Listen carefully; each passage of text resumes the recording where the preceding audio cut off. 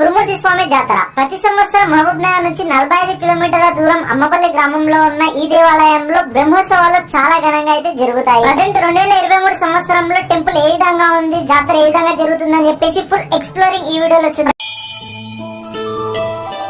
తెలంగాణ తిరుమలగా పేదల తిరుపతిగా పిలువబడే శ్రీ కురుమూర్తి వెంకటేశ్వర స్వామి ఆలయం తెలంగాణలోనే అతి పురాతనమైనది. కురుమూర్తి అంటే కోరికలు తీర్చేవాడు అని అర్థం. ఇక్కడి ఆలయానికి ఎంతో స్థల పురాణం ఉంది.